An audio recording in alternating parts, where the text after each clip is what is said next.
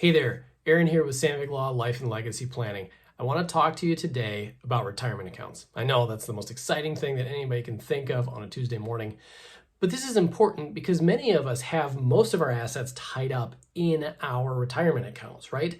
And so something that happens, especially for blended families, is a parent will choose to take one retirement account and leave it for a kid while the rest of their assets go to their spouse, right? Because that child is from a prior marriage or prior relationship and they want to provide for them and they just choose to do it by leaving this one retirement account. The problem is, depending on the retirement account, you might not be able to do that. So while it might make sense to do this, you can't just change it without jumping through some hoops first. Okay, first of all, when is this a problem? When is it not? If you have a 401k, an employer-based plan, you can't just name somebody else and skip your spouse. If you do want to skip your spouse and give it to a kid, you got to get that spouse's approval. Now, another circumstance where you'd be able to do that is if you place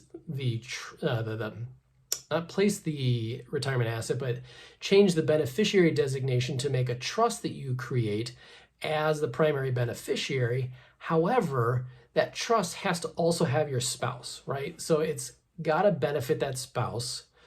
Unless, again, the spouse signs off and says, no, I'm going to allow this 401k account to go to somebody else, okay? So there are hoops you have to jump through there if you want to bypass your current spouse with your 401k. Now, an IRA is an account that a lot of us conflate or associate very closely with a 401k, but an IRA is different. It's got different rules, different regulations, and it tends to be regulated by state laws. And so different states have different rules around this, but you need to look at your specific state's rules about whether you can bypass your spouse and designate somebody else as the beneficiary. Now, even if the specific rules for IRAs in your state allow you to bypass your spouse and say name another child as the beneficiary, there are all sorts of family law rules that might not allow you to bypass a spouse. And this gets pretty complicated pretty quickly, and it has to do with formulas on how much is being given to the spouse, how much to the kids, so on and so forth.